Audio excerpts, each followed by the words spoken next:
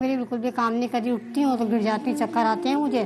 टांगों मेरे सूजन चढ़ी हुई, टांगें सीधी करती हूँ तो कट जाती हैं टांगें मेरी। दिमाग पे टीवी थी मेरी, दिमाग सर मेरा चकराता है, आंखों में अंधेरा आता है। किस्सा किस्सा के अपना घर का मैं काम, झाड़ू बर्तन पोछा करती हूँ, काम मेरे से होता नहीं, चक्कर आते, नीचे गिर जाती हूँ मैं उल्टे मुँह।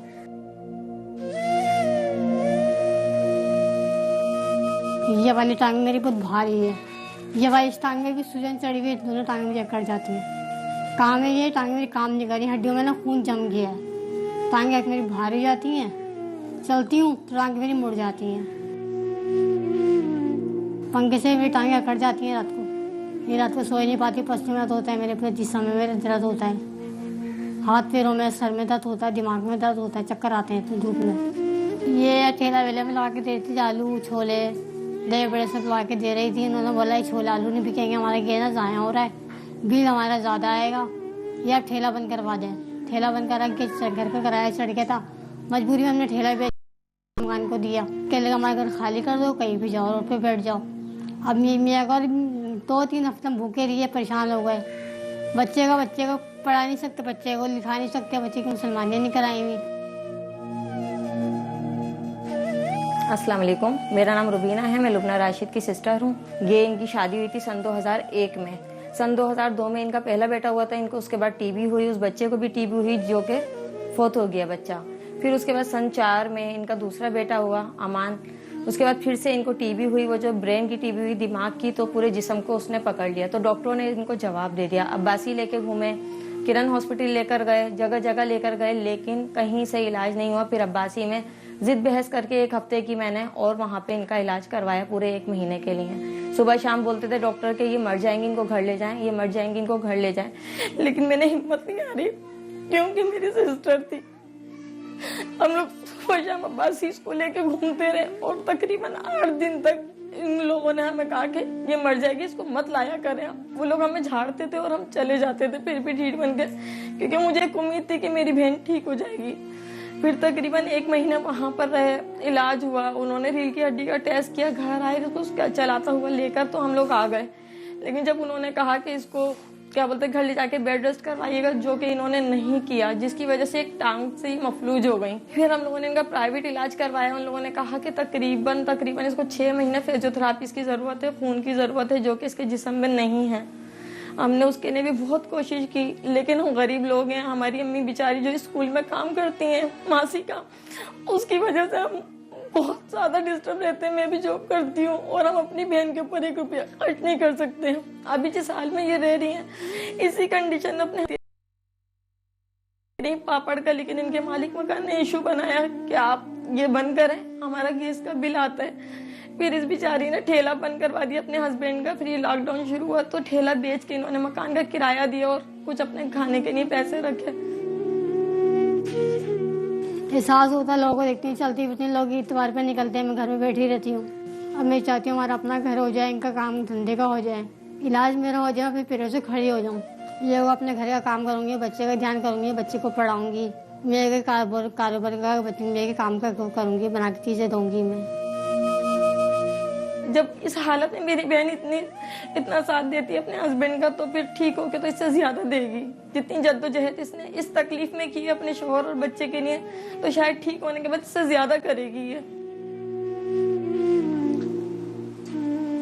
नाज़रीन मोहतरम, मैं आपसे एक बात कहना चाहता हूँ, और बात ये है कि मेरे साथ मेरी बहन बैठी है, वो रो भी रही है, लेकिन मैं बात ये कहना चाहता हूँ आपसे कि पैकेज आप देख रहे हैं, देखते रहिए, मनाजिर आप देख रहे हैं, लेकिन जब भी कोई ठेले वाला कोई चीज़ बेचे ना, तो बिला वजह भी ले लिया करें। अगर आपको ज़रूरत ना हो तब भी बिला वजह ले लें। जैसे कोई बच्चे सिग्नल पर इज़ारबंद बेच रहे होते हैं। आज तक मैं कभी स्कूल नहीं गया, स्कूल जाने का बड़ा शौक है, मैं चलता नहीं हूँ सही से, भागने ना मुश्किल होती है, अपनी अम्मी से बहुत प्यार करता हूँ। मेरा नाम राशिद है, मैं लुबना का शौहर हूँ, और ये 9 साल से मेरी वाइफ जो है बीमार है, जिनकी मैं कफालत नहीं कर पा रहा हूँ। घर मेरा किराए का है, बच्चा मेरा छोटा है जिसको मैं पढ़ा भी नहीं सकता। बच्चे मेरे 1 टाइम खाते हैं, 1 टाइम भूखे रहते हैं। अब बताएं मैं करूँ तो करूँ क्या। कभी कोई 100 दे आता है, कभी कोई 50 दे आता है, ऐसे लोग मेरी मदद करते हैं। जो मैं अपने बच्चों को रोटी खिलाता हूँ। मैं कलर का काम करता हूँ, वो भी हवाई होती है, कभी होती है कभी नहीं होती है। इस बीमारी के अंदर भी मेरी बीवी जो है मेरे को ठेला लगा के देती थी, आलू बना के देती थी, छोले पापड़ दही बड़े वगैरह बना के देती थी। इस पे माली मकान हमारा एतराज़ करता था कि हमारा गैस ज़ाया हो रहा है। दुनिया के बच्चों को हम देखते हैं कि वो पढ़ने जा रहे हैं, लेकिन मेरा बच्चा ऐसे ही रहता है। हमें तरस आता है कि मेरी बीवी भी चले, मेरा बच्चा भी पढ़े लिखे, खुशहाल घराना हो हमारा भी। घर में मेरे अभी भी, यकीन करें आप कि मेरे घर में अभी भी खाने को नहीं है। अभी भी किसी ने, मेरे दोस्त ने 100 रुपये दिए थे तो मैंने घर में लाके बच्चों को चटनी और रोटी खिलाई है। मैं ये अर्ज कर रहा था, जिस वक्त बात कट गई थी, जैसे हमारे यहाँ शॉर्ट्स वगैरह का बिल्कुल भी होमवर्क नहीं हो रहा, तो मैं असल में आपसे कहना चाह रहा था कि जब भी आपसे कोई ठेले पर कुछ चीज़ बेच रहा हो तो आप ले लें।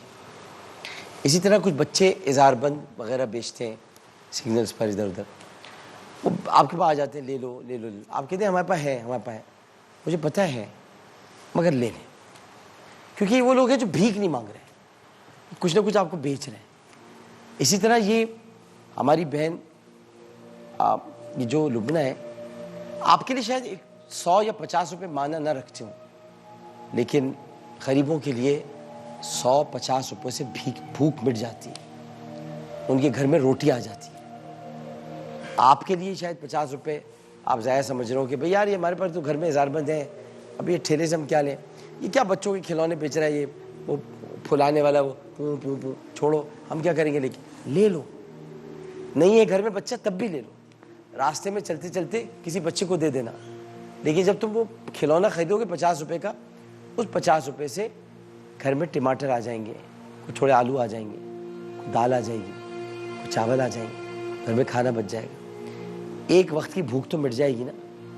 इस वक्त लॉकडाउन में हम यही कर सकते हैं, एक दूसरे का सहारा बने। मैं जब कल शहरी ने जब पैसे दिए 5000 रुपये का ऐलान किया, तो मैं उस वक्त नहीं इसको कह सका, अभी मैं कहूँगा कि हमारा वो भाई है, एक वक्त था कि ये कहता था कि मेरे डॉक्टर साहब 15,000 फंस गए, 20,000 फंस गए, 20,000। आज माशाल्लाह ने इसको ऐसा कर दिया है कि लोगों को 5,000 रुपये दे रहा है। तो ये देने वाली ज़ात परवरदिगार की होती है। आज तुम्हें अल्लाह ने इस मकाम पे पहुँचाया। कल इतना खुश हुई मुझे अपने साथियों में से उन तमाम साथियों पे फ़ख्र होता है, और बहुतों की हालत में जानता हूँ। मेरा एक भाई है मुकर्रम, इसका बस चले ये अपने सारे पैसे दे दे, क्योंकि मैं इसका दिल जानता हूँ, लेकिन इसको अपना घर दिखना है। ये बैठा हुआ है, इसके बाद जब मौका होता है ये अपने पैसे निकाल देता है। तो मैं अपनी पूरी टीम को जानता हूँ, मुझे सबका दर्द पता है, सबकी मोहब्बत पता है। हाँ, इसी तरह ये वासिल शाह साहब बेचारे खुद आए इस्लामाबाद से, लेकिन पैसे मेरी तरफ से। डॉक्टर साहब को तो हम एक मुआवजा 1 रुपया नहीं देते आने का, कुछ नहीं करते बेचारे, खुद आते हैं अपनी कन्वेंस से अपने, लेकिन जो करना चाहते हैं। छिपा भाई से मांगो, छिपा भाई कहीं हमें एम्बुलेंस देनी है, कुछ करना है, हाँ मेरे डॉक्टर साहब हाजिर है, डॉक्टर साहब आपके अपनी। तो ये हमारे जितने साथी हैं ये बड़े प्यारे लोग हैं, मैं इनसे बड़ी मोहब्बत करता हूँ। रमज़ान छिपा साहब से बड़े सच्चे इंसान हैं, बड़े प्यारे शफीक इंसान, जो काम कर रहे हैं। मैं आपको इनके क्या क्या काम बताऊँ, कितने अभी दस्तरखान लगवा के आते हैं, कहाँ लोगों में राशन तकसीम करते हैं, सब चीज़ें। और जब कभी ज़रूरत पड़ती है छिपा भाई को कहता हूँ, मैं नहीं कहता छिपा भाई आपको, और छिपा भाई फ़ौरन हाँ भाई मैं डॉक्टर साहब मैं भी भिजवा रहा हूँ एम्बुलेंस, मैं बड़ी यही काम आप लोग भी क्या करें। मैं असल में बता ही रहा हूँ, हम लोग यही काम करते हैं, छोटे छोटे ले ली चीज़ें उठा ली। हम जाते जाते किसी ने कहा ओ भाई ये बच्चा है, वो ये भाई ये थोड़े से ये वो जो फुलाने वाले नहीं खिलौने होते, ये ले लें आप। अब आप क्या कहेंगे, भाई हमें ज़रूरत नहीं है। कहेगा साहब ले लो ना साहब, हमें ज़रूरत नहीं है, साहब ले लें साहब रखा। अरे हटो जैसे फाम मसाइला पढ़ो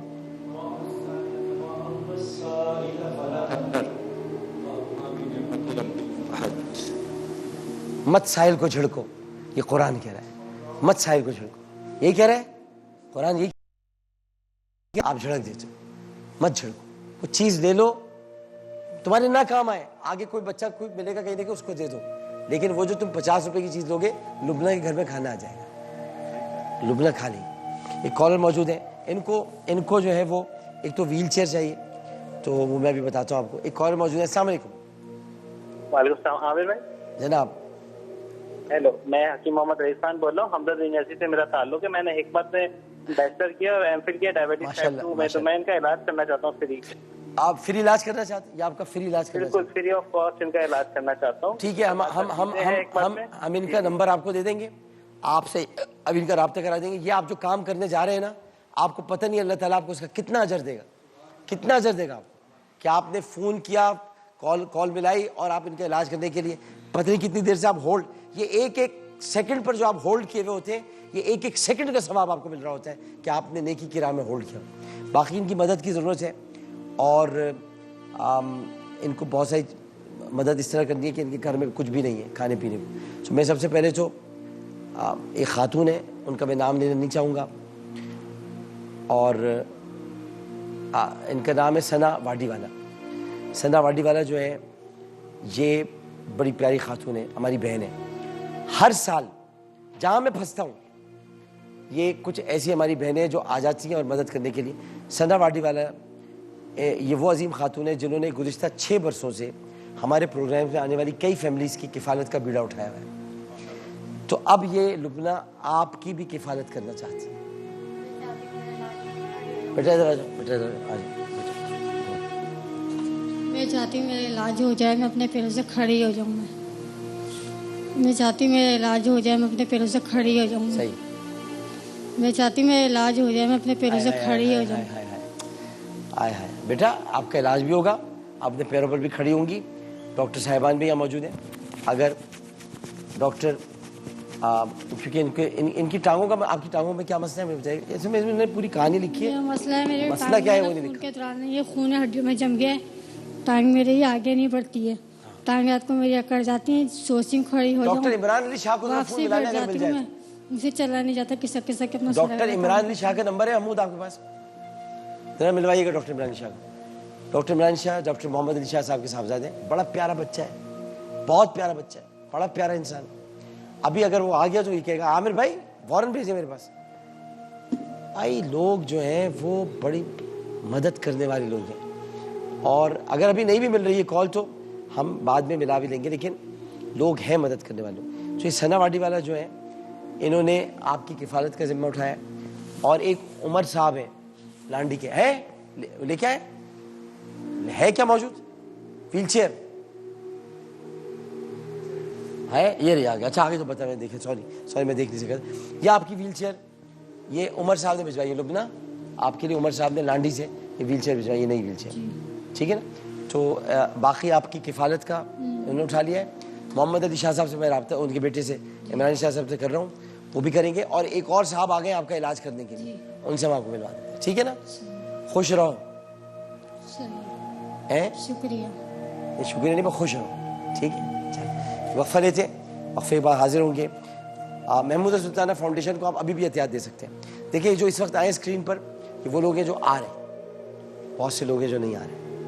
مجھے ان کی بھی مدد کرنی ہے, مجھے آپ کا ساتھ چاہیے. پے پیل اس پر آپ بھیجیے, پے پیل بالکل کھلا ہوا ہے, پے پیل پہ آپ کسی وقت بھیج سکتے ہیں. منی ٹرانسفر, اور جو ایک اور ہوتا ہے منی ٹرانسفر کیا کہتے ہیں وہ, ویسٹرن یونین کے ذریعے بھجوا سکتے ہیں, اکاؤنٹ میں ڈلوا سکتے ہیں, یو پی ایل. محمودہ سلطانہ فاؤنڈیشن. ایک وقفہ. السلام علیکم ورحمۃ اللہ.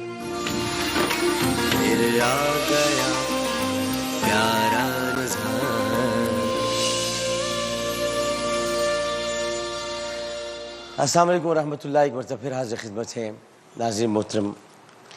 آج عامر آن لائن کے آغاز سے پہلے ایک مرتبہ پھر ایک اچھا قدم اٹھانے کے لیے ہم جا رہے ہیں. آج ہم مقدس کو گھر بھیج رہے ہیں. مقدس پچھلے 2 برس سے گمشدہ تھی. یہ بچی 18 اکتوبر 2018 کو اپنی والدہ کے ہمراہ ماموں کے گھر کراچی آئی تھی. واپسی جانے کے لیے جب یہ فیملی کینٹ اسٹیشن پہنچی تو مہران ایکسپریس کا پلیٹ فارم اچانک تبدیل کر دیا گیا. بھاگ دوڑ میں بچی گھر والوں سے بچھڑ گئی. جب ٹرین روانہ ہونے لگی تو ماں کو پتہ چلا کہ بچی غائب ہے, جس پر انہوں نے اپنے شوہر آصف کو کوٹڑی فون کیا, اور بچی کے والد نے رات گئے تک کوٹڑی آنے والی تمام ٹرینوں میں اپنی بچی کو تلاش کیا, مگر کچھ پتہ نہ چلا. کراچی ریلوے پولیس میں گمشدگی کی رپورٹ درج کرا دی. ادھر ریلوے پولیس میں گمشدگی کی رپورٹ درج ہو رہی تھی, ادھر فریئر پولیس مقدس کو عیدی سینٹر کے حوالے کر رہی تھی. مقدس نے ہمیں بتایا کہ اس کا گھر کوٹڑی میں ایک درگاہ کے پاس ہے جہاں مٹی کے کھلونے والا ہے. ہماری ٹیم نے اس کے گھر کی تلاش شروع کر دی اور کوٹڑی میں صلاح الدین بابا کی درگاہ پہنچی. اس دوران ہمیں اعظم نامی آدمی ملا جس نے بتایا کہ میرے کرایہ دار ہیں.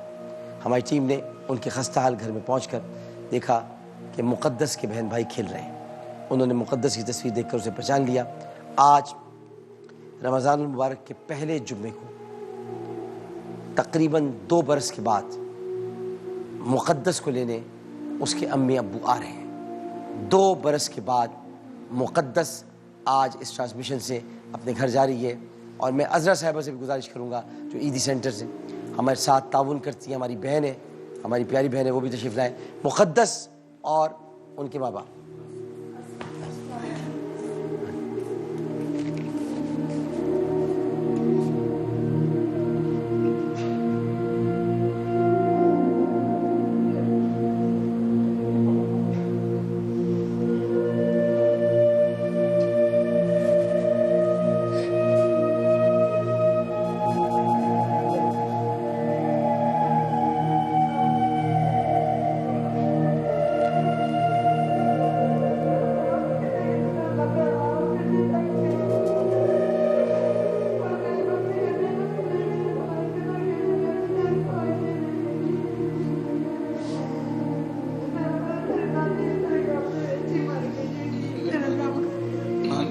مردی گئی زندہ ہے.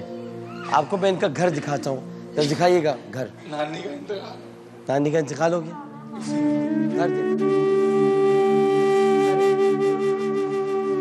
یہ گھر ہے ان کا. اس گھر میں آپ دیکھیں, اس گھر میں کہاں رہیں, کہاں سوئیں, کہاں جائیں. یہ دیکھیں, یہ گھر. اس گھر میں مقدس رہتی تھی. یہ اس کے بہن بھائی. ایک ہی کمرہ ہے, اسی میں کچن ہے, اسی میں کھانے پکانے کی ضروریات. جگہ چھوڑی نہیں. ہم نے بولا بچی کبھی بولے گی تو پھر گھر پہ ادھر لازمی ڈریس آئے گا. بہت مہربانی بھائی, میں نے بہت دور تک ہم نے بڑا ڈھونڈا, آپ کا آسان ہوگا زندگی. بہت میں نے اپنی بچی کو دور تک ڈھونڈا لیکن مجھے بچی نہیں ملی. راوڑ پنڈی تک میں چلی گئی, ہر جگہ پہ گئی ہوں. اسی غم میں میری ماں کا بھی انتقال ہو گیا, اسی بچی کے ماں کے. آپ کا بھی شکریہ مجھے یہاں رکھ کر سامنے سینٹر میں پالا. بیٹا مائک دو. کیا کہہ رہی ہو؟ آپ کا بھی شکریہ. سب کا میں ادا کرتی ہوں شکریہ کا. اس کا شکریہ ادا کرو. یہ ہے تمہاری. اور باجی کا بھی شکریہ کرتی ہوں, کس نے مجھے ٹی وی میں ملایا. بلکیس ایڈی نے سب کو اور ملایا. فیصل انکل, ابھی ان کے لیے دعا کرنا, اللہ انہیں صحت دے. اور سب سے بڑے ابو, سب سے ابو مولانا ابو, اس کو اللہ انہیں جنت کی جگہ دے. میں بیٹھی اس سے لی ہوئی تھی بابا صلاح الدین پہ دربار پہ تھے. میں نے بولا نہیں, میں نے باجی ہر جگہ پہ گئی تھی. مجھے میں پنجاب چلی گئی, پنجاب سے ایک پٹھان کا فون آیا مجھے, جہاں سے میں چپ کر کے بیٹھ گئی. بولنے لگے بیٹا آپ کی بیٹی مل گئی, آپ آئیو, لیکن آپ کسی اپنے شوہر کو نمبر نہیں دینا میرا, آپ خود اکیلی آنا. میں آپ کو بچی دوں گا, 10,000 روپیہ میرے پاس لے کے آنا. میں نے بولا میں آپ کو 10 جگہ سے 20,000 دوں گی. میں نے اپنے میاں کو بھیجا, میں نے بولا تو جا, میری والدہ بیمار ہے, تو چلا جا. یہ جب ادھر آئے اس پٹھان نے نمبر بند کر دیا. پھر مجھے بولنے لگا آپ اکیلی آتی, آپ کو میں آپ کی بچی دے دیتا, ایسے نہیں میں آپ کو بچی دوں گا. میرے شوہر نے بولا چپ کر کے آپ بابا صلاح الدین کے دربار پہ جا کے بیٹھ جاتے ہیں. چلو بس اب یہ کہ اس کو وہی لے کے جاؤ. بچی کو پتا ڈریس تھا. اب سنو, اب اس کو لے کے جاؤ, خیال رکھنا. مہربانی آپ کی. نہیں مہربانی آپ بہت میرا بھی دعا میں میرا نام عامر ہے, یاد رکھنا دعا میں انشاءاللہ. دعا کیوں نہیں. اور تم نے عامر انکل کو یاد رکھنا ہے, ٹھیک ہے. اور گھر سے باہر نہیں جانا ہے, کسی کو بھی ہاتھ نہیں لگانے دینا ہے, کسی سے بات نہیں کرنی, ٹھیک ہے. برابر لے لیا, خیال رکھنا. بچیاں رحمت ہوتی ہیں. میری بچی جڑواں سی, دونوں بچیاں تھیں میری.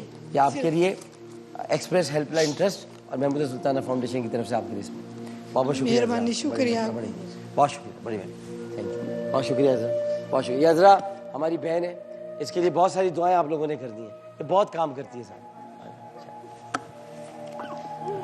بہت بہت شکریہ. عالم عامر آن لائن کی طرف بڑھتے ہیں. جناب مفتی حنیف قریشی صاحب تشریف فرمائے, سربراہ شباب اسلامی پاکستان. ابو انشا قاری خیر الرحمان جاوید صاحب, ناظم اعلیٰ مرکزی جماعت اہل حدیث پاکستان. علامہ شبیر حسن میسمی صاحب, سربراہ شیعہ علماء کونسل اور چیئرمین زہرا اکیڈمی. مولانا فضل سبحان صاحب, خطیب و امام مسجد یاسین, پرنسپل جامعہ تمیمی. آپ سب کو السلام علیکم. آپ کی اجازت بزرگوں. अस्सलाम वालेकुम। जी वालेकुम अस्सलाम। जी कौन सा बात कर रहे हैं? आमिर भाई, मेरी तरफ से आपको, उलमा कराम को, तमाम सुनने वाले को अस्सलाम वालेकुम। मैं असद बात कर रहा हूँ लाहौर से। जनाब असद साहब। आमिर भाई मेरा क्वेश्चन है कि मौजूदा दौर में एक कोरोना वायरस के नाम से हमारी इस दुनिया में वबा या आफत आई है जो कि नॉन मुस्लिम और मुस्लिम दोनों कंट्रियों में आई है जी। तो इस सूरत हाल में एज मुस्लिम, सबसे पहले तो मैं कहना चाहूंगा एज मुस्लिम और as Pakistani, I am proud of my मजहब एंड माई कंट्री। इस सूरत हाल में क्या ये मौका नहीं था कि हम दुनिया को बताते कि हमारा मजहब इस्लाम कितना पाकीज़ा मजहब है? इस मजहब में जब लोग एक दूसरे से मिलते हैं तो अस्सलाम वालेकुम कहते हैं।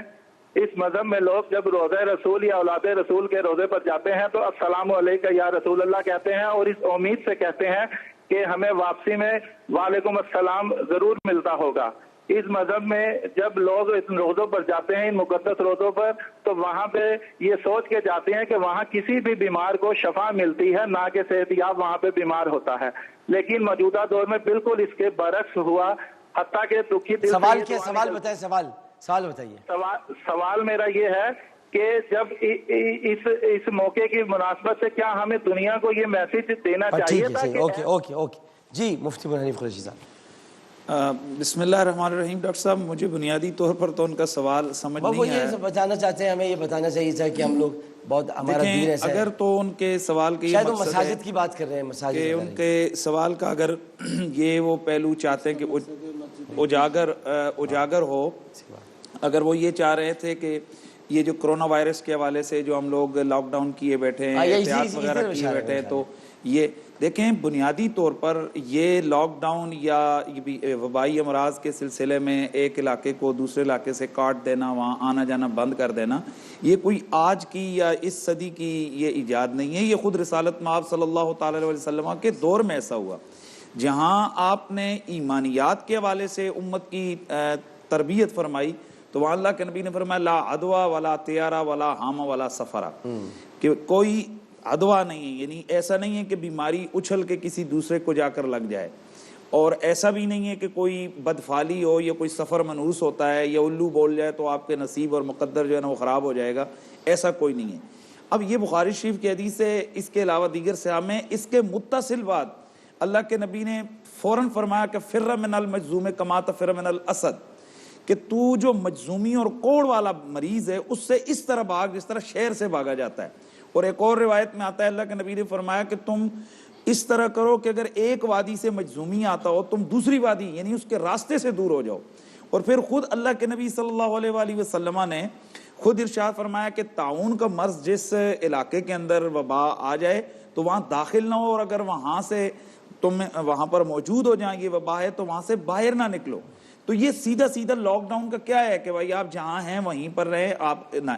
तो इसका मतलब ये है कि ईमान के हवाले से हमारा ये अकीदा होना चाहिए कि बिज़ात किसी वायरस में, किसी बीमारी में कोई पावर नहीं है कि वो किसी इंसान को लग जाए, लेकिन अल्लाह रब्बुल इज़्ज़त वही सब कुछ करने वाला है। और उसके साथ एहतियात का पहलू ये है कि अल्लाह के नबी ने जैसे खुद एहतियात कर करवाई, हज़रत सैयदना अली मुर्तज़ा करमल्लाहु तआला वजहुल करीम को आपने खजूरें खाने से मना फरमा दी, उनकी आंखें दुख रही थी। तो इसका मतलब ये है कि ये जो इलाज के हवाले से या एहतियात के हवाले से जो एहतियाती तदाबीर की जाती हैं ये भी गोया तकदीर का हिस्सा हैं और ये भी तालीमात नबवी का हिस्सा हैं। तो अगर ये उनके सवाल का ये मतलब है कि हम तो मुसलमान हैं, हमारा दीन बड़ा सच्चा है, तो हमने मस्जिदें क्यों बंद कर दी या हमने जनाब ये सिलसिले क्यों कर दिए, मज़ारात पे हाज़रियाँ क्यों बंद कर दी, तो ये खुद अल्लाह के नबी सल्लल्लाहु अलैहि वसल्लम की दी गई तालीमात के मुताबिक हमने एहतियात की है। बाकी मस्जिदें ना तो बंद कोई कर सकता है और ना ही वो बंद हुई हैं। एहतियात का पहलू इख्तियार किया गया कि फासला जो है ना वो रखा जाए। बिल्कुल काबुल शाह कारी खलीमान जावेद साहब। जज़ाकल्लाह डॉक्टर साहब, बिल्कुल खूबसूरत बात हुई है। असल उससे मुराद ये है कि नबी रहमत सल्लल्लाहु अलैहि वसल्लम ने फरमाया कि जो कुछ है वो बीमारी के अंदर फ़ी नफ्स ही नहीं अल्लाह की तकदीर में है, जहाँ है वो भी अल्लाह की तकदीर है, और जो इलाका महफूज है वो भी अल्लाह की तकदीर की वजह से महफूज है। जो फारूक आज़म रज़ियल्लाहु ताला अन्हु जो शाम की सरहद के करीब पहुँचे थे, जी जी जी उसके बिल्कुल करीब पहुँचे थे तो पता चला कि शाम में जो है वो ताउन आया हुआ है। اب کچھ صحابہ کہیں ہمیں جانا چاہیے، کچھ کہیں نہیں جانا چاہیے. خیر آپ نے مشورہ کر کے زیادہ غالب رائے یہی رہی کہ ہمیں واپس جانا چاہیے. اور ابھی جب یہ فیصلہ ہوا تو حضرت ابو عبیدہ ابن جراح انہوں نے کہا کہ امیر المومنین کہ کیا آپ اللہ کی تقدیر سے بھاگتے ہو؟ انہوں نے کہا نہیں، میں اللہ کی تقدیر سے بھاگ کر اللہ کی تقدیر کی طرف جا رہا ہوں. اتنے میں حضرت عبد الرحمن بن عوف رضی اللہ تعالیٰ عنہ آ گئے. انہوں نے کہا جس مسئلے میں تم الجھے ہوئے ہو اس مسئلے میں مجھے اللہ کے رسول کا فرمان یاد ہے. حضرت عمر نے کہا سناؤ. انہوں نے کہا کہ اللہ کے رسول نے فرمایا تھا جہاں یہ وبا ہو وہاں جاؤ نہیں، اور جو اس وبا میں مبتلا ہو وہ وہاں سے نکلے نہیں. حضرت عمر نے کہا الحمدللہ میرا اجتہاد رسول اللہ صلی اللہ علیہ وسلم کے فرمان کے بالکل مطابق. ایک اور جملہ بھی حضرت عمر نے کہا تھا، وہ بتائیے کہ انہوں نے ابو عبیدہ سے کہا تھا کہ اگر تمہارے علاوہ یہ کوئی اور بات کہتا. ہاں یہ جزاک اللہ بالکل. انہوں نے کہا یعنی یہ بات ایسی تھی کہ تو تقدیر کے مسئلے کو نہیں سمجھ رہا، اگر تیرے علاوہ کوئی بات کرتا تو میرے لیے بھی مسئلہ نہیں تھا. تو مجھے بھی جانتا ہے نا کہ میں اللہ کے توکل پر، اللہ کے اوپر کس قدر یقین رکھتا ہوں، اس کی طاقت پر وغیرہ وغیرہ. اور دوسری بات یہ ہے کہ یہ صرف اللہ کی تقدیر ہی نہیں، یہ احتیاطیں رسول اللہ صلی اللہ علیہ وسلم کی سنت میں بھی شامل ہیں. آپ نے بے شمار موقعوں پر مختلف تدابیر بتائی. اور اگر کسی چیز میں آپ نے فائدہ دیکھا، دیکھیے شہد ہے، اب شہد گرم ہے، ایک شخص کو موشن لگے ہیں، اس کا بھائی آیا رسول اللہ صلی اللہ علیہ وسلم سے آ کر کے کہ یا رسول اللہ میرے بھائی کو اس طرح موشن لگے ہیں. آپ نے فرمایا اس کو بولو شہد پیے. اس نے شہد پیا. اب شہد پیا تو اس کی بیماری، اس کی تکلیف بڑھ گئی. وہ پھر آیا یا رسول اللہ اس کو تکلیف بڑھ گئی. آپ نے کہا پھر پلاؤ. تو وہ پھر آیا، حتیٰ کہ 3 دفعہ جب پلا چکا، 4تھی دفعہ آیا کہ یا رسول اللہ اب وہ بالکل ٹھیک ہو گیا. آپ نے فرمایا دیکھا اللہ کا فرمان سچا ہے، تیرے بھائی کا پیٹ جھوٹا ہے. یعنی اللہ کا فرمان یہ تھا کہ شہد میں اللہ نے شفا رکھی ہے، اور تیرے بھائی کا پیٹ جھوٹا ہے جو اس کو مان نہیں رہا ہے، وہ اس کو جھٹلا رہا ہے بار بار. تو اللہ کے رسول نے جو احتیاطیں بتائی ہیں وہ بالکل ہماری دنیاوی بھی اور اخروی بھی، اور ان کا حکم ہے، بالکل فلاح جو ہے وہ اسی کے اندر ہے. اچھا ایک میسپی صاحب میں تھوڑا موضوع بدل کے آپ کی طرف ایک سوال لے کے آ جاؤں. ایک ویڈیو مجھے ہماری ایک صحافی دوست ہیں ذوالفقار عثمانی صاحب نے بھیجی. اچھا ہم نے کبھی دیکھا تو نہیں تھا، سنا تھا کہ ناروے میں 6 مہینے دن رہتے ہیں، 6 مہینے رات رہتے ہیں. آپ کو ذرا ویڈیو دکھاتا ہوں، پھر ایک سوال اس کے ساتھ دکھائیے گا. Imam Walid Hakim. I'm here in Arctic, Norway. We just finished our Taraweeh Salah. The masjid is this way. You've heard about the midnight sun before, but I'm actually going to show it to you now. So this is it right behind me, as you see over here. It's just going to touch the mountain. It will look like a sunset, but at this time of the year, we don't have a sunset. And something else that will shock you is that this is actually west, right? But the sun is not setting in the west here. Actually, it's not setting at all. It's actually in our north. Why? Because this sun keeps going around the sky in circles. It doesn't set. It just keeps going around in circles all day. And if you look behind me as well, we have a full moon. So we have the midnight sun and we have the full moon. This midnight sun was mentioned in Surah Al-Kahf when Allah subhanahu wa ta'ala talks about the story of alayhi salam, and that Allah subhanahu wa ta'ala gave him abilities to travel as far in the earth in the east and as far in the west. And during these travels, Allah subhanahu wa ta'ala says that he went and saw some people who Allah did not give any coverings from the sun. At that time when it was revealed, the scholars of tafsir have not seen this phenomena because they haven't traveled to these extreme parts of the world. If you're in the Arctic, in some places, if I didn't have these mountains, you would see the sun all day, all night. Someone say, how do you fast over here if you don't have sunset or sunrise? What do you do exactly? Now, of course, there are several fatwas, but the Muslims gathered together and they wanted to choose something that unifies them in this region. So they follow the fatwa that came from Al-Azhar about following Mecca time. So we follow Mecca time, so that's why when we break our fasting, the sun is in front of us. And some of you say it's haram. Well, the sun doesn't set, so what do you want us to do exactly? We also follow Taraweeh on Mecca time as well, and Fajr on Mecca time as well, alhamdulillah. It's not going to last like this, because in just a couple of years, in Ramadan, we're going to have a real sunrise and sunset, and then we will have to follow the local time, and it's going to be very long, almost 22 hours. We are above the Arctic Circle already. We're just a short flight from the North Pole, but it's green over here because we are near the ocean, and the ocean gets warm waters from the Gulf of Mexico, which, alhamdulillah, keeps us a bit warmer here in winter. 22 घंटे का रोज़ा रख रहे हैं। और दूसरी बात ये कि मज़र ज़ुल्क़रनैन वाला जो वाक़या था कि कैसे लोग धूप में चलते रहे, अब ये फिनोमेना पता चला है नॉर्वे में आकर कि धूप भी निकली हुई है, 14वीं का चांद भी है, पूरा सूरज भी निकला हुआ है, चांद भी निकला हुआ है, उसमें रोज़ा रख रहे हैं। मिर्ज़ी साहब बताइएगा ये कैसे अजीब व गरीब माहौल होगा और क्या अंदाज़ होगा ये? बिस्मिल्लाहिर्रहमानिर्रहीम। अल्लाह सुब्हानहु व तआला कुरान मजीद में इरशाद फरमाता है, बिस्मिल्लाहिर्रहमानिर्रहीम, इन्न फी खल्क़िस समावाति वल अर्ज़ व इख्तिलाफ़िल लैल वन नहार लआयातिन लिउलिल अलबाब। कि दिन और रात के आने जाने में और चाँद और सूरज की गर्दिश में अक्लमंद लोगों के लिए निशानियाँ हैं। अल्लाह सुब्हानहु व तआला ने ज़मीन को इस तरह से खल्क़ किया है कि गर्मी के मौसम एक तरह से हो, सर्दी के मौसम दूसरी तरह से हो। सूरज की मूवमेंट गर्मी और सर्दी को मुअय्यन करती है।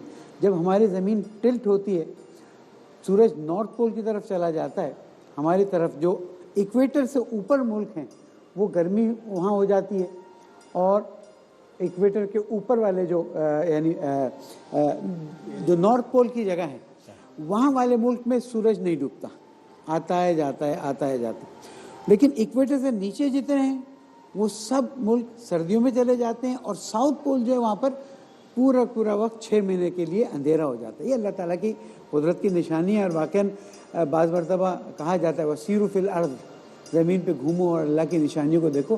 तो ये बहुत ही खूबसूरत निशानी है, इंसान जाए और जाके देखे। और इसमें जहाँ तक रोज़े और नमाज वगैरह का है, तो फ़िक़्ह जाफ़रिया के फ़ुक़हा ने इस बात को बयान किया है, क्योंकि मसाइल पूछते रहे लोग सालों से। अब यहाँ पर तो 24 घंटे के रोज़े को समझेंगे ना, आपके सूरज डूबता ही नहीं। तो उन्होंने फरमाया कि नज़दीक तरीन शहर कि जिसके दिन और रात आदि हों उसके मुताबिक ये रोज़ा रखेंगे, इफ्तार करेंगे मक्का टाइम के तहत अपनी। अच्छा, अब ये जो मक्का टाइम का बताया, इसका मतलब नहीं कि मक्का में अगर फजर के अज़ान रोज़े के टाइम घंटों के हिसाब से वो करते हैं। हज़रत ज़ुबान साहब, ये नॉर्वे में इस तरह होता है, हमने सुना था कि 6 महीने का दिन रहता है, 6 महीने की रात रहती है, लेकिन रोज़े तो देखो रखे जा रहे हैं, रोज़े तो रख रहे हैं लोग, कैसी इबादत कर रहे हैं, किस तरह से। डॉक्टर साहब ये बातें जैसे मौसमी साहब भी फरमा रहे हैं, यहाँ कम समझ आ रही। हाँ, एक्सप्रेस का कोई चैनल नॉर्वे में हो है ना, वहीं से तो आई है, वहाँ देख रहे हैं ना एक्सप्रेस। एक्सप्रेस नॉर्वे में भी देखा जा रहा है। नहीं, सुबह सुनते नहीं आप? नहीं, ये पाकिस्तान में मौजूद तमामी नाज़रीन देखे ना, खर्चे वाली तरफ आएंगे नहीं। आगे क्या सुनिए ना, आगे वो मोटरसाइकिल वाली बात नहीं है, कुछ और है। ये दूसरी है खर्चे वाली। मतलब वहाँ जाए, वहाँ जाके हम लोग ये टेबल वहाँ लगे, ये बात जो है, हाँ, ये वो बिरयानी वाली बात हो गई है। हाँ, जी जी जी। नहमदुहु व नसल्ली अला रसूलिहिल करीम। कुरान करीम की एक आयत है जिसमें अल्लाह फरमाते हैं, लश्शम्सु यंबग़ी लहा अन तुदरिकल क़मर वल्लैलु साबिक़ुन नहार कुल्लुन फ़ी फ़लकिन यस्बहून। सूरज, चाँद, तारे, अहजार अशजार, जमादात, नबातात, ये सब अल्लाह की मखलूक़ है, अल्लाह के हुक्म के ताबे हैं। सूरज को ये जुर्रत नहीं कि वो चाँद से आगे चला जाए, रात को ये जुर्रत नहीं कि वो दिन का मुकाबला कर ले, तज़ाद में आ जाए। कुल्लुन फ़ी फ़लकिन यस्बहून, हर चीज़ अपने महवर में तैर रही है। ये अल्लाह करीम हमें अपनी कुदरत दिखाते हैं कि कहीं पर तो वो निज़ाम बिल्कुल ऐसा होता है जिसको इंसानी अक़ल तस्लीम करती है, और कुछ चीज़ें होती है मावराउल अक़ल। उलमा ने इसको यूँ डिफ़ाइन किया है कि एक होती है सुन्नत, एक होती है कुदरत। तो सुन्नत तो अल्लाह की ये है कि जैसे मर्द और औरत से अल्लाह बेटा पैदा करते हैं, लेकिन कुदरत अल्लाह की ये है कि बग़ैर बाप के भी पैदा कर देते हैं, जैसे हज़रत मरियम को पैदा किया। बग़ैर माँ के भी पैदा कर देते हैं, जैसे हज़रत अम्मा हव्वा को पैदा किया। बग़ैर माँ और बाप के भी पैदा कर देते हैं, जैसे आदम अलैहिस्सलाम को पैदा किया। तो ये भी अल्लाह हमें दिखा रहे हैं कि देखिए, यूलिजुल लैल फिन नहार व यूलिजुन नहार फिल लैल। अच्छा, वो तो तखसीस हो गई, कभी अल्लाह दिन को रात में, कभी अल्लाह रात को दिन में। अच्छा, कभी रात को छोटा करते हैं, दिन को बड़ा करते हैं, कभी दिन को बड़ा किया, रात को छोटा किया। इसी तरह ये जो सूरज और चांद का कहा, उलमा ने यहाँ एक नुक्ता लिखा है کہ یہ جو اسلامی عبادات کا مدار ہے، جس کی طرف میسمی صاحب نے اشارہ کیا کہ آپ کے روزے ہیں، آپ کا حج ہے، آپ کی زکوٰۃ ہیں، تو اس میں سورج کے کیلنڈر کو ہم فالو اور اپلائی نہیں کرتے، چاند کے کیلنڈر کو، قمری کیلنڈر کو اپلائی کرتے ہیں۔ اس میں نقطہ یہ ہے کہ اب جیسے ان ممالک میں 6 مہینے مسلسل سورج نکلا ہی نہیں ہے، رات ہی رات ہے۔ اگر ہم اپنی عبادات کا مدار صرف سورج پہ کر لیتے تو ہمارے لیے اس عبادات کو کرنا مشکل ہو جاتا۔ یہاں علماء نے یہ بھی لکھا ہے کہ جیسے ان کی نمازیں ہوتی ہیں تو نمازوں میں ان کو یہ دیکھنا چاہیے کہ ایک تو جیسے قریبی ملک ہے آپ اس کا اعتبار کریں، پھر آپ ٹائم ڈیوریشن کو دیکھیں کہ یعنی فجر کے بعد زور کی نماز کتنے گھنٹے کے بعد ہوتی ہے۔ تو ایک فتویٰ یہ کہ اس ٹائم ڈیوریشن اور ٹائم کیلکولیشن کو میجر کیا جائے گا اور اس کی میجرمنٹ کے اعتبار سے عبادت ادا کی جائے گی۔ اس پر آپ نے بھی کلام کرنا ہے، لیکن آپ نے بھی کرنا ہے، لیکن پہلے ایک وقفہ لے لیتے ہیں۔ وقفے بعد سوال پہ بھی آپ نے کرنا لازمی۔ اچھا آپ پہلے والے سوال پہ پہلے تبصرہ کر لیں تاکہ پھر اس کے بعد ہمیں اس پہ جیسے سوال ہوا تھا اللہ کی تقدیر پر، تو مسلم شریف میں یہ روایت ہے، رسول اللہ صلی اللہ علیہ وسلم کی خدمت میں ثقیف قبیلے کا ایک وفد آیا، تو رسول اللہ صلی اللہ علیہ وسلم کو پتہ چلا کہ اس میں ایک شخص ہے جس کو جذام کی بیماری، یہ کوڑ کا مریض ہے۔ تو آپ کو پتہ چلا کہ یہ بھی بیعت کرنے آ رہا ہے، اور بیعت میں ظاہر ہے کہ ہاتھ میں ہاتھ لے کر بیعت کی جاتی تھی۔ تو رسول اللہ صلی اللہ علیہ وسلم نے اس کو پیغام بھیجا کہ اِنَّا قَدْ بَایَعْنَاكَ فَارْجِعْ، ہم نے تم سے بیعت کر لی ہے، آپ چلے جاؤ۔ وَعَلَىٰ رَبِّهِمْ يَتَوَكَّلُونَ، اپنے رب پر توکل کرنا مومن کا شیوا ہے، لیکن اس توکل کو ہم نہیں سمجھ پائے۔ توکل یہ نہیں ہے کہ آپ اپنے گھوڑے کو اور سواری کو کھلا چھوڑ دیں اور کہیں میں نے اللہ پر توکل کیا ہے۔ فرمایا پہلے اس کو رسی سے باندھو پھر توکل کرو۔ جیسے رسول اللہ صلی اللہ علیہ وسلم نے فرمایا کہ تم مجذوم سے ایسے بھاگو فرارک من الاسد، جیسے تم شیر سے بھاگتے ہو۔ اور یہ جو ابو عبیدہ بن الجراح رضی اللہ تعالیٰ عنہ کا واقعہ بتایا تو اس کے ضمن میں یہ بھی ہے کہ حضرت عمر رضی اللہ تعالیٰ عنہ نے ان کو بھی پیغام کہلوا بھیجا کہ آپ واپس مدینے آ جائیں، مجھے آپ سے ایک اہم کام میں مشاورت کرنی ہے۔ ان کو پتہ چل گیا کہ وہ اہم کام یہ ہے کہ حضرت عمر رضی اللہ تعالیٰ عنہ یہ چاہتے ہیں کہ ابو عبیدہ بن الجراح رضی اللہ تعالیٰ عنہ واپس مدینے آ جائے، کہیں اس بیماری میں ان کی موت نہ ہو جائے۔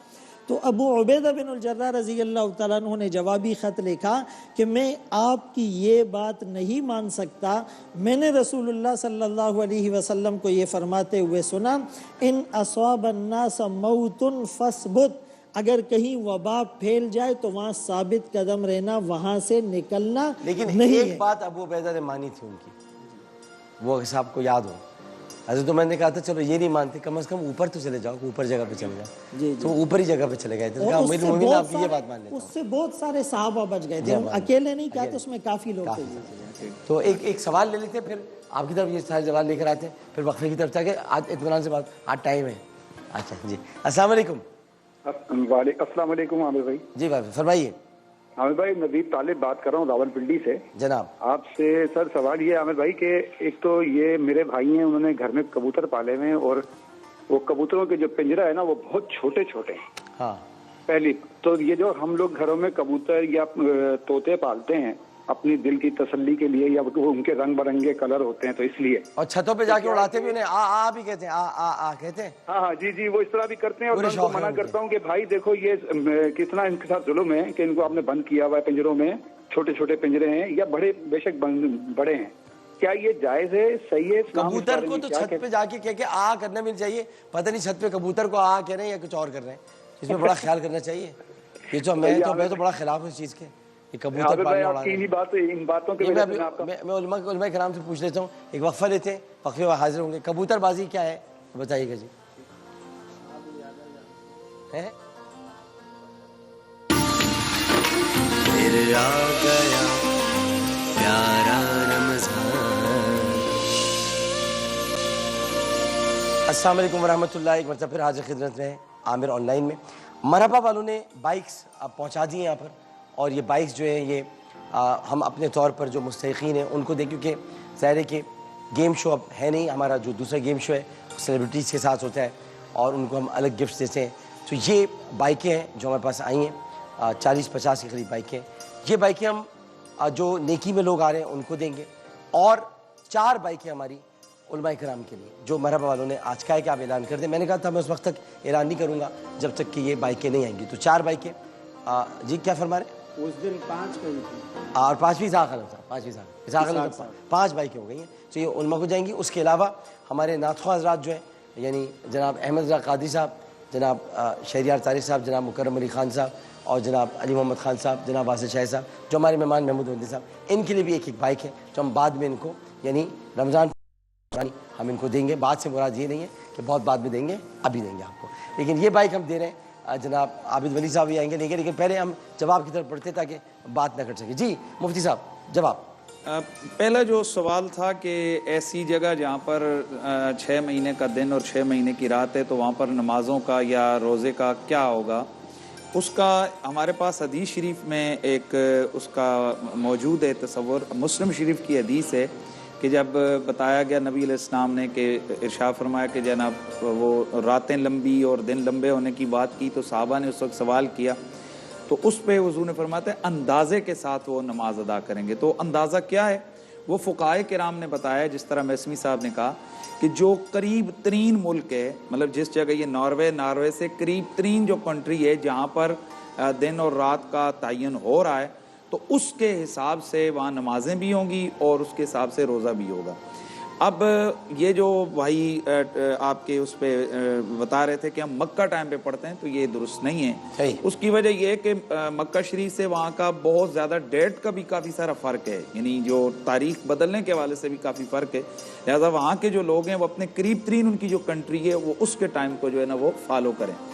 اور اس کے علاوہ اگر ان کے قریب ترین اس طرح کا کوئی اسلامی ملک نہیں ہے کہ جس کو فالو کر سکیں تو پھر جس طرح انہوں نے بتایا کہ وہ ایک ٹائم رکھ کر، جس طرح عام دنوں کا ایک ٹائم ہوتا ہے اس ٹائم کا ایک پیریڈ رکھ لیتے ہیں کہ اتنے سے اتنے بجے تک ہماری فجر ہوگی، اتنے سے اتنے بجے تک ہماری ظہر ہوگی. اس طریقے سے وہ ٹائم ٹیبل ایڈجسٹ کر سکتے ہیں. آپ نے کبوتر بازی اور اس کے علاوہ جو گھروں میں پرندے پالنے کا جو ہے نا وہ بتایا تو بڑی واضح سی اس کے اوپر شریعت کے احکامات موجود ہیں کہ اگر آپ پرندوں کو اس طرح سے پالتے ہیں جس طرح آپ نے کبوتر پالے ہوئے ہیں کہ وہ گھوم پھر کر اڑ کر پھر واپس اپنے گھروں میں آ جاتے ہیں تو اس کی تو اجازت ہے. یا آپ نے مرغ وغیرہ پالے ہوئے، ایسا پرندہ جس کو آپ قید میں رکھ رہے ہیں اور اس کے ساتھ آپ کا صحت کے حوالے سے یہ دیگر کوئی آپ کا فائدہ یا آپ کی کوئی ضرورت ہے تبھی اس کے ساتھ مخصوص نہیں ہے. یعنی بعض چیزیں ایسی ہوتی ہیں کہ دوا کے لیے کوئی پرندے منگوائے جاتے ہیں جن کے لیے اس نے دوائی بنانی ہے، اس کی صحت کا مسئلہ ہے، طبیب کہتا ہے کہ اگر آپ نے ایسا نہ کیا تو آپ کو بیماری بڑھ جائے گی، وہ ایک الگ ہے. لیکن جس طرح یہ شوقیہ طور پر پرندے ایسے پرندے جن کو زبردستی رکھا جاتا ہے، یہ پرندوں کے جو حقوق ہیں یہ ان کو سلب کرنے والی بات ہے، یہ جائز نہیں ہے. یعنی یہ ویسے ہی جو طوطے شوتے پال لیتے ہیں اور جب وہ ان کو پنجرا کھولے تو وہ اڑ جاتے ہیں، تو ایسے طوطوں کا یعنی بالخصوص جو یہ حرام پرندے وغیرہ ہیں تو ان کا جناب پالنا یہ درست نہیں ہے. اور رہ گیا مسئلہ کبوتر اڑانے کا، وہ جو بازی وغیرہ لگاتے ہیں تو وہ سیدھا حرام ہے، وہ چوہا ہے. تو اس کا اس نیت سے اگر کوئی کبوتر خریدتا ہے یا بیچتا ہے وہ تو بالکل چونکہ وہ گناہ کے طرف بڑھانے والا ہے وہ ناجائز ہے. حضرت امام جعفر صادق علیہ السلام سے بات منسوب ہے کہ انہوں نے فرمایا کہ جن گھروں میں چھوٹے بچے ہیں وہ مرغیاں اور کبوتر پالیں، لیکن ان کے پالنے میں اس بات کا خیال رکھنا ضروری ہے کہ ان کے جو حقوق کا مسئلہ ہے، میں وہ انٹرنیشنل حقوق کی بات نہیں کرتا جو ہر چیز میں، لیکن اس طرح سے کہ یہ آزادی سے اپنا کھا پی سکیں، اڑ سکیں، آ سکیں اپنی مرضی سے، اس میں حرج نہیں ہے. لیکن کبوتر وغیرہ کے علاوہ بعض جو پرندے رکھے جاتے ہیں ان کو پسند نہیں کیا گیا ہے، ان سے اجتناب کرنا چاہیے. دیکھیں اس بارے میں رسول اللہ صلی اللہ علیہ وسلم کی واضح حدیث موجود ہے اور یہ بخاری اور مسلم شریف دونوں میں ہے. حضرت انس رضی اللہ تعالیٰ عنہ فرماتے ہیں رسول اللہ صلی اللہ علیہ وسلم کی ایک خاص صفت یہ تھی لیخالطنا، گھل مل کر رہتے تھے. تو حضرت انس رضی اللہ تعالیٰ عنہ کے ایک چھوٹے بھائی تھے جو ایک پرندہ پالتے تھے، اس کو حدیث میں نام دیے نوغیر کا. یہ چڑیا کی طرح سرخ چونچ والا پرندہ تھا، بعض نے اس کو بلبل لکھا ہے.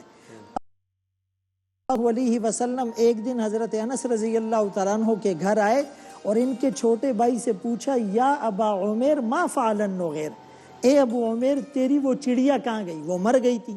تو ایک تو اس سے یہ ثابت ہوا کہ مدینے میں بھی اس طرح کے پرندوں کو پکڑنا جائز۔ دوسری یہ بات ثابت ہوئی کہ بچوں کے لیے اس کا پالنا جائز۔ تیسری یہ بات ثابت ہوئی کہ رسول اللہ صلی اللہ علیہ وسلم کے اخلاق دیکھے کہ بچوں کے ساتھ بھی آپ بشاشت اور دل لگی کا مظاہرہ کر رہے ہیں۔ علماء نے یہ لکھا ہے کہ ان صورتوں میں جائز ہے کہ اگر آپ اس کو بالکل قید نہ کرے، یعنی اس کو ایسا مانوس کرے کہ قید کرنے کی ضرورت ہی نہ پڑے۔ اگر قید کیا تو پنجرہ تھوڑا بڑا ہو، کھانے پینے کا خیال رکھا جائے، اس کے علاج کا خیال رکھا جائے، اس کی ضروریات کو پورا کیا جائے، تو پھر ایسے پرندوں کو پالنا بھی جائز ہے، اس کا کاروبار کرنا بھی جائز ہے۔ جی قرآن پاک نے کہا کہ کچھ پرندے ایسے ہیں جن کا تم گوشت کھاتے ہو، اور کچھ ایسے ہیں جو محض تمہاری زیب و زینت کے طور پر تمہارے گھروں میں ساری زندگی قید و بند کی صوت برداشت کر کے وہ گزار جاتے ہیں، اور دنیا کی کسی عدالت میں تمہارے مظالم کے خلاف استغاثہ بھی نہیں کرتے۔ تو پرندے پالنا اگر اس میں کوئی تجارتی مقصد ہے تو وہ درست ہے، تجارتی مقصد ہو درست ہے، اور البتہ اگر حلال پرندے پالتا ہے چلے تاکہ اس کی خوراک و غذا یہ وہ، صرف شرط یہ ہے کہ اگر وہ چیز اس نے پالی ہے تو ان کو قید کرنے کے بعد ان کی ضرورت کا وہ خیال رکھے، اس کے پانی کا، اس کی خوراک کا۔ جیسے ایک خاتون نے بلی باندھی تھی، اب وہ ظاہر بات ہے باندھی ہے اس نے، تو اب اس کو پانی رکھنا، خوراک دینا، اور وہ مر گئی تھی، وہ مر گئی، اس کا پھر معراج کے موقع پر جانا۔ تو یعنی پالنے میں قباحت نہیں ہے، اس کو پالے لیکن پھر اس کے حقوق ادا کریں۔ ایک چھوٹی سی بات ہے، ایک منٹ سرکار، آپ پہلے بھی 2 دفعہ زیادہ کر لیے، اب آخری ٹائم ہی میرا ہے، اذان ہوگی تو میں چپ۔ اللہ کرے آپ کا آخری ٹائم نہ ہو۔ آخری سب کا ہے نا، اللہ نہ کرے سے۔ اچھا پھر کیا ہوا چاہا؟ ہاں اب میں جب ہی چپ کروں گا اذان ہوگی۔ اچھا صحیح، آپ اذان میں بھی بولتے ہیں۔ اچھا چلیے تو بتائیں ہمیں پتلی سے۔ تو دوسری بات یہ کہ رسول اکرم صلی اللہ علیہ وسلم نے جیسے بچے کے ساتھ مزاح کیا، تو اس سے یہ بھی ثابت ہوا کہ پرندے پالنا درست اور جائز ہے۔ البتہ صفائی ستھرائی کا خیال رکھے، گھر میں بھی ایسا خیال رکھے۔ اور بعض طوطے ایسے ہوتے ہیں ڈاکٹر صاحب کہ وہ باقاعدہ بولتے ہیں، جی جی، سورہ فاتحہ پوری جی پوری آیت الکرسی، اللہ کا نام لیتے ہیں، رسول کا نام لیتے ہیں۔ میں بھی اسلام آباد میں گیا، G6 میں ایک جگہ دعوت، آپ نے مکاؤ طوطا دیکھا ہوگا بڑا والا؟ جی مکاؤ بڑا طوطا ہوتا ہے وہ، جی گرے کلر، اچھا گرے والا۔ اچھا میں جیسے گیا تو گھر کے جو مہمان تھے انہوں نے کہا، میں ان کو کہا، میں نے السلام علیکم، تو ان سے پہلے طوطے نے کہا وعلیکم السلام۔ میں حیران ہو گیا، ادھر دیکھا تو پرندہ اس میں پنجرے میں بند۔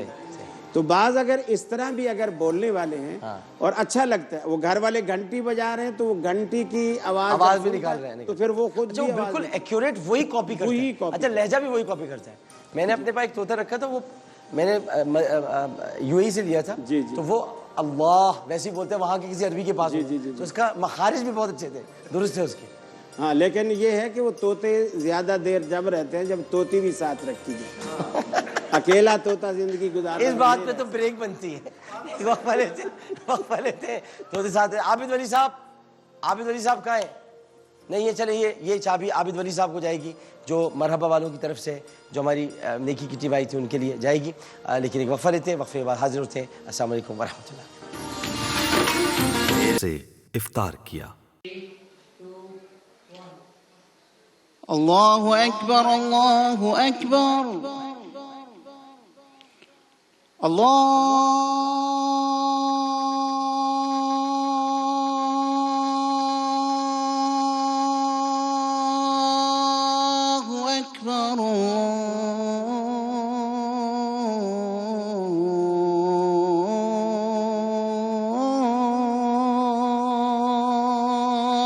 اکبر۔ أشهد أن لا إله إلا الله،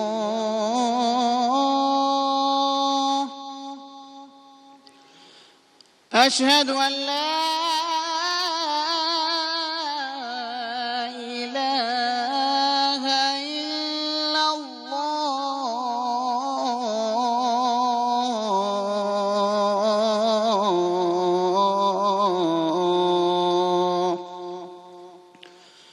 أشهد أن محمدا رسول الله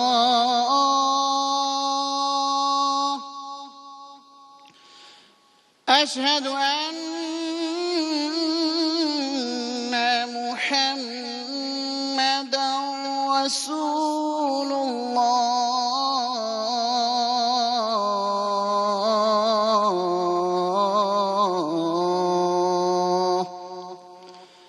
حي على الصلاة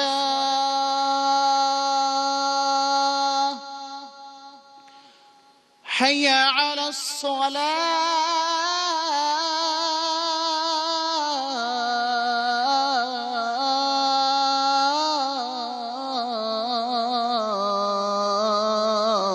الصلاة حي على الفلاح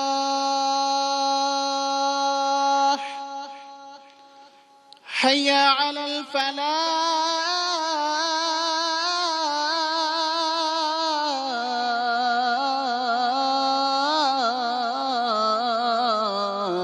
الفلاح الله أكبر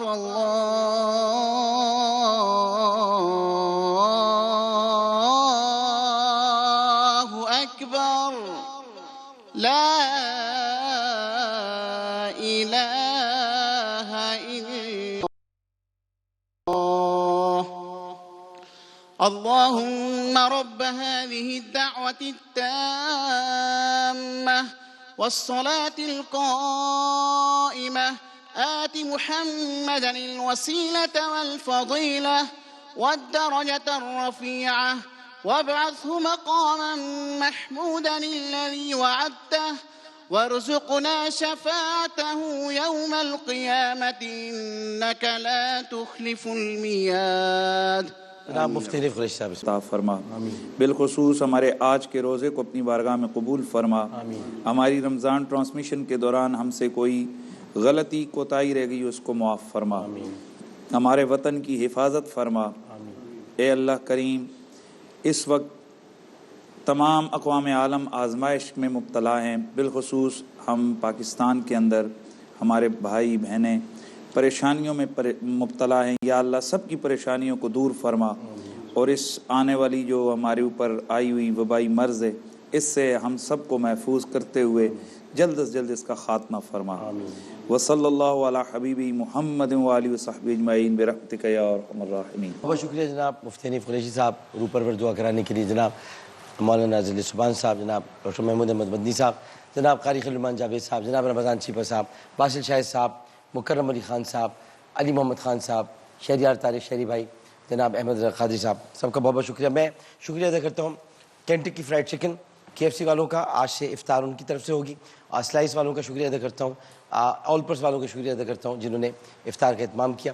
یہیں پر ہم ایک وقفہ لینے کے لیے جا رہے ہیں، وقفے کے بعد جب ہم آپ سے ملاقات ہوگی تو 8 بجے جی وے پاکستان میں ہماری آپ کی ملاقات ہوگی، اور اس کے بعد سحر کی نشریات رات 2 بجے سے شروع ہوں گی، یعنی ہماری ابھی آپ کی تھوڑی دیر بعد ملاقات ہونے والی ہے 8 بجے، اور 8 بجے ہماری آپ کی ملاقات ہوگی جی وے پاکستان میں۔ اللہم صلی علی سیدنا و مولانا محمد وعلی آلہ وصحبہ وبارک وسلم وصلی علیہ۔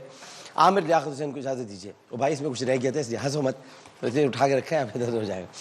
عامر لیاقت حسین کو اجازت دیجیے، انشاءاللہ اب ملاقات ہوتی ہے آپ سے 8 بجے۔ اس اپنے پن کے ساتھ نماز خیال رکھیے گا۔ اللہ حافظ۔ اب بڑا افسوس کیا